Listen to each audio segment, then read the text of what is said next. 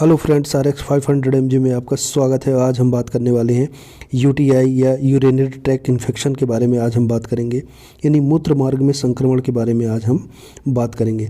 आज हम जानेंगे कि आखिर वो कौन कौन से फैक्टर हैं जिनकी वजह से यूटीआई इन्फेक्शन होता है या मूत्र मार्ग में संक्रमण होता है, उसके क्या कारण हैं, और मूत्र मार्ग में अगर संक्रमण हो जाए तो कौन कौन से लक्षण आपको दिखाई देते हैं और इसका बेस्ट ट्रीटमेंट क्या होता है।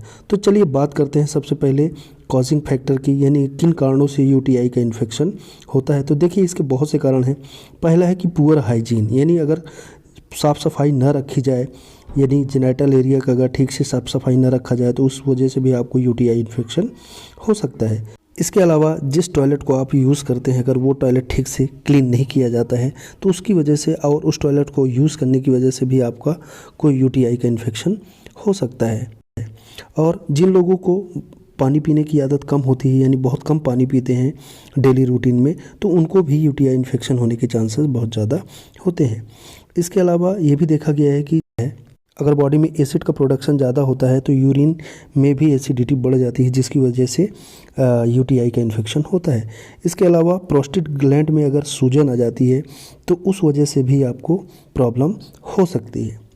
अब चलिए बात करते हैं कि यूटीआई इन्फेक्शन होने पर कौन कौन से लक्षण दिखाई देते हैं। तो सबसे पहला जो लक्षण है, आपको पेशाब करने में जलन महसूस होगी, बहुत ज़्यादा आपको जलन महसूस होगी। इसके अलावा दूसरा लक्षण है कि पेशाब आपका पीले कलर का होगा या गाढ़े कलर का होगा। पेशाब में पस सेल भी दिखाई देते हैं, यानी कि अगर आप टेस्ट कराएं तो उसमें पस सेल भी मिलते हैं। और कभी कभी ये देखा जाता है पेशाब रुक रुक कर आता है। इसके अलावा अगर इन्फेक्शन ज़्यादा हो जाए तो कमर में दर्द और बुखार भी आता है। तो ये कुछ लक्षण है जो यूटीआई इन्फेक्शन में दिखाई देते हैं। अब चलिए बात करते हैं इसके ट्रीटमेंट की।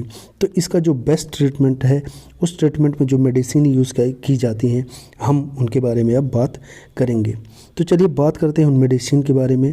तो सबसे पहली मेडिसिन है एल्कासोल सिरप। एल्कासोल ये एक अल्कलाइज़र है, यानी ये आपके बॉडी के अंदर जो एसिड है उसकी एसिडिटी को कम करने, या कह सकते हैं यूरिन की एसिडिटी को कम करने का काम करती है। तो एल्कासोल आप दिन में 3 बार ले सकते हैं। इसको 10 से 15 ml एक गिलास पानी में डालकर आपको पीना है। और याद रखिएगा, जब तक आपका ट्रीटमेंट चलेगा उस ट्रीटमेंट में आपको पानी ज़्यादा से ज़्यादा पीना है। तो एल्कासोल आपको 10 से 15 ml दिन में 3 बार एक गिलास पानी में घोलकर पीना है। इसके बाद है, अगर आपको फीवर आता है, अगर आपको फीवर आ रहा है तो आप डोलो 650 या डोलो 650 mg की टैबलेट दिन में 2 से 3 बार ले सकते हैं। इसके बाद है लीवोफ्लॉक्स 750 mg।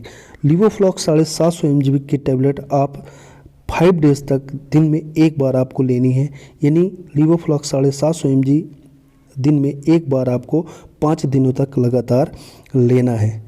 अब यूटीआई इन्फेक्शन से रिलेटेड अगर आपको कोई और भी जानकारी चाहिए तो आप मुझे कमेंट कर सकते हैं। और ऐसे ही मेडिकल वीडियोस के लिए इस चैनल को लाइक करिए, सब्सक्राइब करिए और शेयर करिए, और बेल आइकन को ज़रूर दबाइएगा ताकि एक न्यू वीडियोस की नोटिफिकेशन आप तक पहुंचती रहें। और सब्सक्राइब ज़रूर करिएगा, क्योंकि आपका एक सब्सक्रिप्शन हमें बहुत ज़्यादा मोटिवेट करता है। Thank you.